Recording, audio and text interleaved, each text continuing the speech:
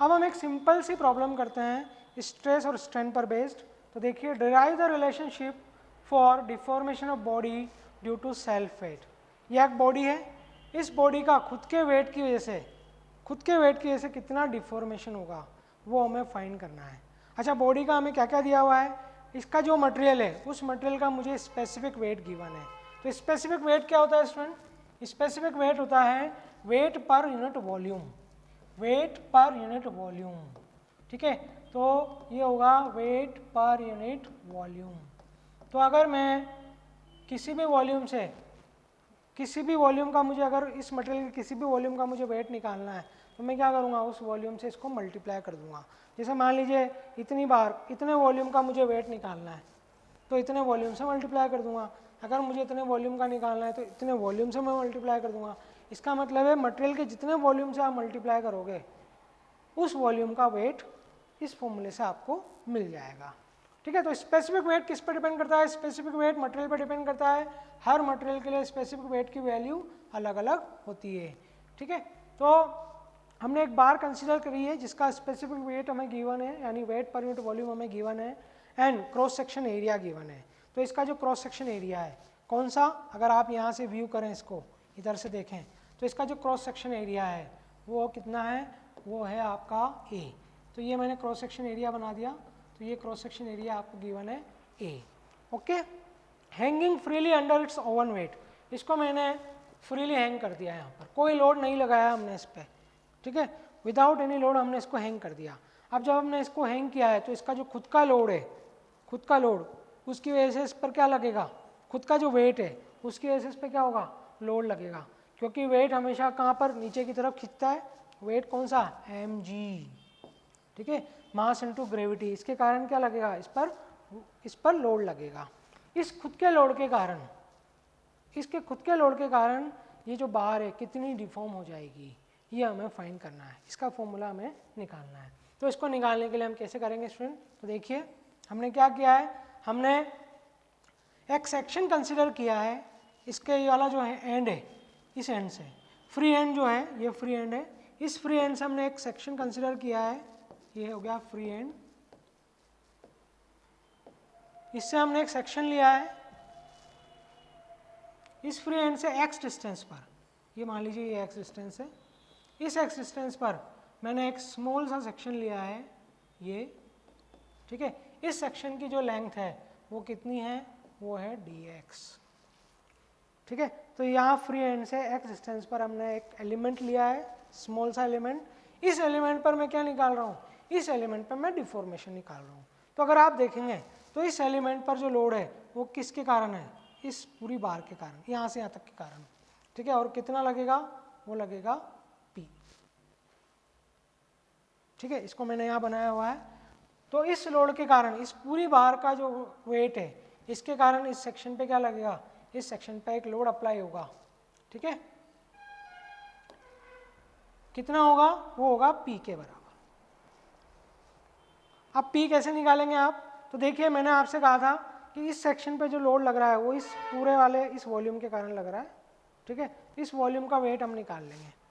तो इस वॉल्यूम का वेट कैसे आएगा, देखिए, तो लोड P कितना हो जाएगा, लोड P किस पर, on, load P on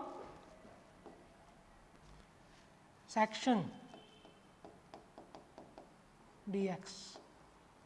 section dx पे लोड P कितना हो जाएगा, ये देखिए, वो हो जाएगा स्पेसिफिक वेट इनटू किस वॉल्यूम के कारण लग रहा है, इस वाले वॉल्यूम के कारण लग रहा है, इस वाले वॉल्यूम के कारण।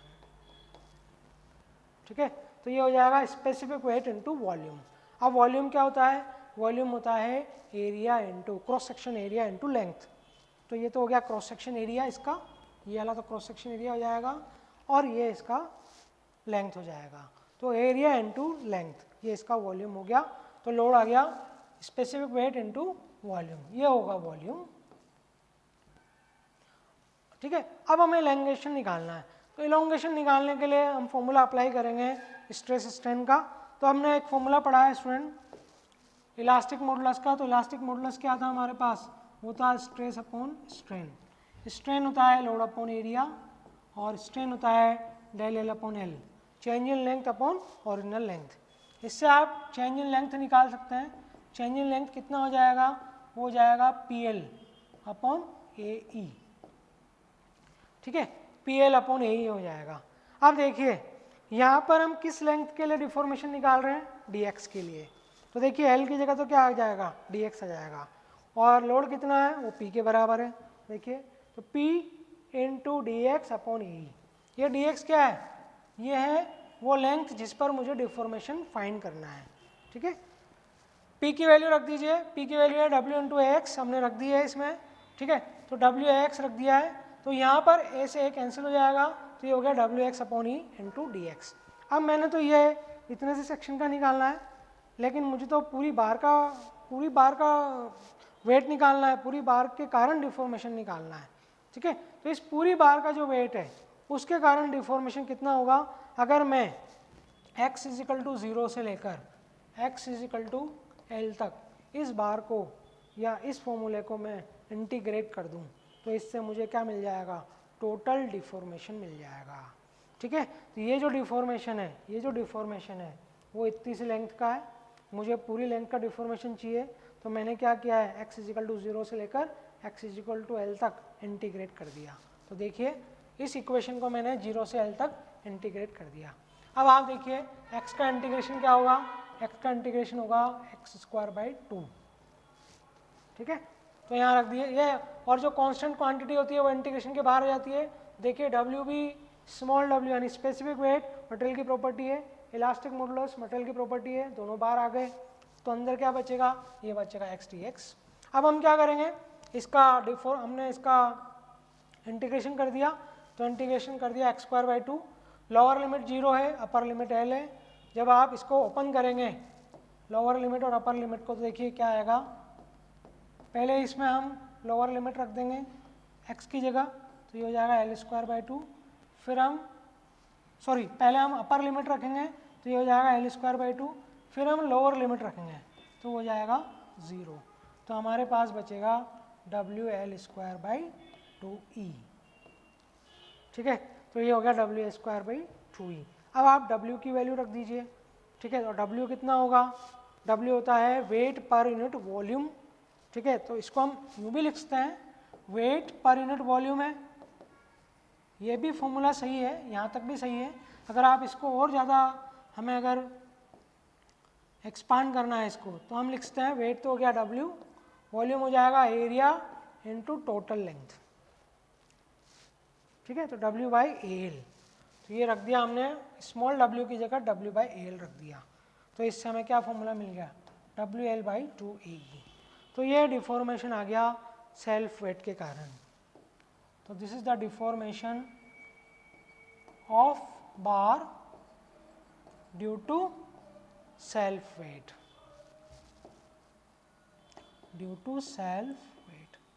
तो स्टूडेंट इस फॉर्मूले को आप ध्यान रखिए, डेरिवेशन भी आता है, और इसको डायरेक्ट आपको यूज करना हो सकता है कि कोई क्वेश्चन आए जिसमें आपको ये डायरेक्ट यूज करना पड़े। तो WL/2AE, W टोटल लोड बार का, L total length, area cross section area, और E है इलास्टिक मॉडुलस उस मटेरियल का जिसकी वो बार बनी हुई है।